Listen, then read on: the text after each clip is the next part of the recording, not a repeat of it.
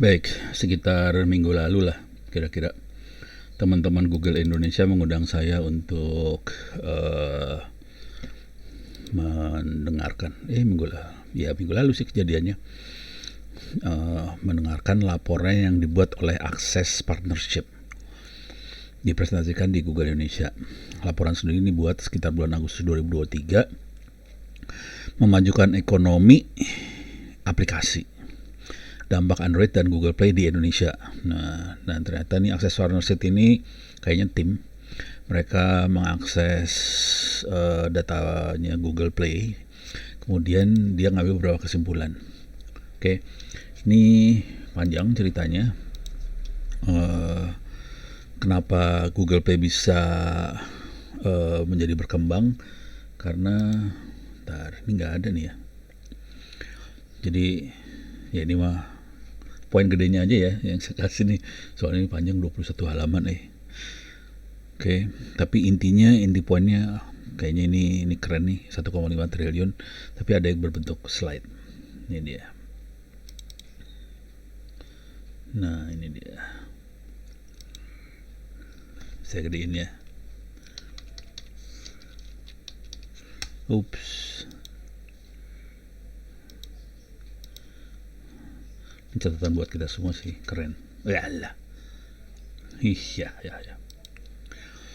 Oke.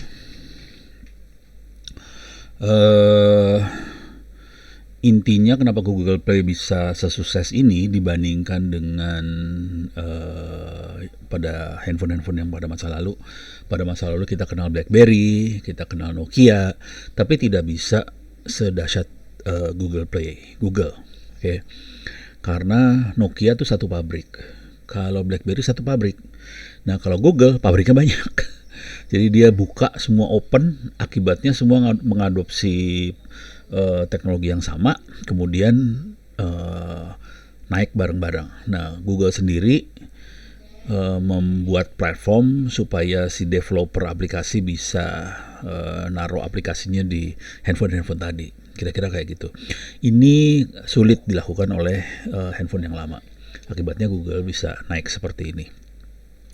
Beberapa catatan yang menarik di sini adalah, ini bisa digedein nggak? Ya, pengguna internet Indonesia 210 juta di Indonesia ya.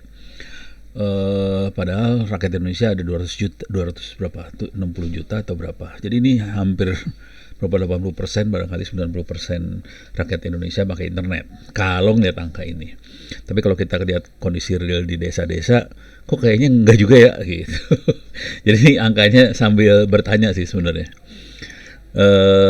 Ini tapi angka ini Google nggak bohong sih. Angka ini diambil dari teman-teman dari APJI, dari Kominfo. Jadi takutnya yang sana yang ngaco angkanya. Nah, kemudian di sini tercatat di Google Play ada 10.000 developer lokal Indonesia. Tapi Bu Putri dari Google sendiri, mereka membantu Kominfo. Jadi Kominfo dapat apa sih namanya? Dapat mandat dari presiden. Kominfo dapat mandat dari presiden untuk membuat digital talent. Kominfo lah. Jadi Kominfo ada kegiatan namanya digital talent. Ada scholarship-nya juga, menarik. Targetnya sekitar 600 ribuan per tahun. Oke. Nah, dari 600 ribu per tahun, Google, berdasarkan informasi dari Bu Putri Google Indonesia, itu Google kontribusi ratusan ribu orang dipandaikan jadi programmer Android. Jadi kemarin saya sempat nanya, ini dari digital talent kan Google ikut partisipasi nih ratusan ribu, kok yang jadi developer benernya cuma 10.000 gitu. Jadi angka ini saya pertanyakan kemarin. Cuman kemarin si presenter dari Access Partnership-nya ngomong, ya 10.000 tuh yang bikin aplikasi handphone lokal, handphone di Play Store. Sebagian lagi kan nggak harus di Play Store dong. Ada yang bikin buat private segala macam. Jadi tetap ada manfaatnya, tapi yang langsung terlibat di Play Store ada 10 ribuan orang, mungkin lebih sekarang. Nah, pertumbuhan ekonomi digital Indonesia cukup besar sampai 2 triliunan hari ini dari 2022 sampai 2025 diproyeksikan sampai 2 triliun. Hari ini saja 2022 1,5 triliun. Nah, cuman teman-teman developer pada komplain saya kemarin, saya lagi ngobrol kayak gini, mereka komplain.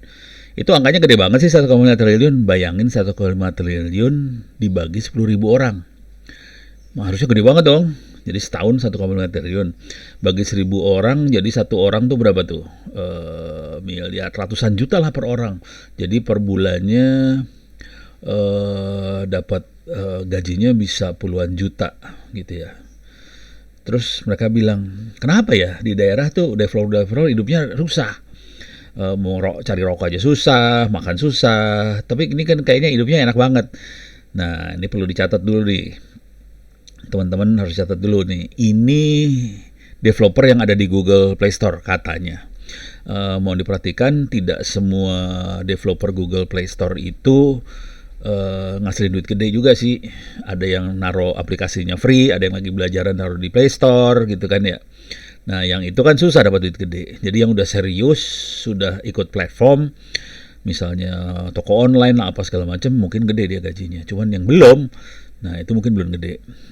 Itu kalau di Play Store. Sebagian lagi developer itu kan ngerjain kerjaan web, bukan Play Store.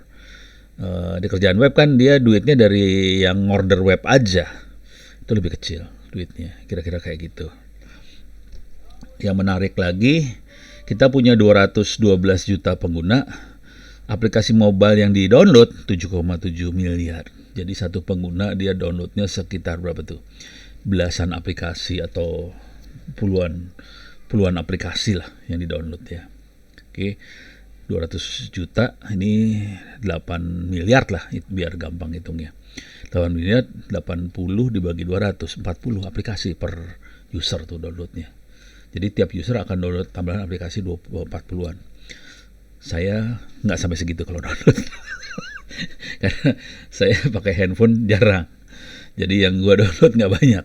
Tapi aplikasi yang paling saya suka aplikasi buat ini sih, ngukur kecepatan sepeda gue. Jadi handphone saya pakai jadi speedometer. Oke, jadi poinnya kira-kira ini yang jadi menarik. Nah, tapi kalau kita lihat lebih lanjut, hasil hari ini ada 1,5 triliun 2022. Ada 42.000 aplikasi yang sudah dibuat oleh developer Indonesia untuk memenuhi kebutuhan 150 juta pengguna aktif. Oke. Dan efek dari 10.000 developer itu ya, ada 36.000 yang dapat pekerjaan langsung dari Google Play. Ada yang tidak langsung aja 36.000. Yang langsung tuh developer biasanya, atau yang pendukung developernya langsung ya. Yang tidak langsung bagian manajemen lah. Kan developer butuh manajemen, kan developer kayak apa sih namanya, seniman ya, mereka butuh manajemen. Ada pekerjaan turunan yang tidak langsung. Yang pekerjaan turunan itu misalnya tukang combro lah, makanan lah, ini banyak diuntungkan. Jadi banyak efeknya setelah ini tumbuh gitu ya. Jadi cara melihatnya keren banget ini Google. Nah, ini yang terakhir, Google berusaha membuat platformnya aman. Jadi konsekuensi yang ditanggung Google adalah dia setiap hari nyeken 125 miliar aplikasi. Dari malware, dari segala macam. Oke. Dia memblokir lebih dari 173.000 account berbahaya, mencegah fraud sebesar 25 miliar. Jadi Google kerja mati-matian supaya platformnya bisa dipercaya. Jadi nggak segampang itu buat membuat platform percaya. Jadi ternyata kerjanya keras banget. Lu bayangin 125 aplikasi harus di-scan tiap hari. Padahal satu hari kan cuma ada berapa detik? 24 kali 60 kali 60. Nggak sampai miliar. Per detiknya berapa ribu aplikasi harus di-scan tuh per detik.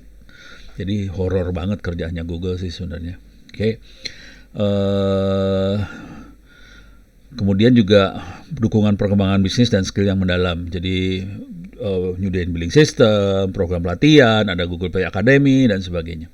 Oke. Jadi kira-kira itu mudah-mudahan memberikan gambaran tentang bagaimana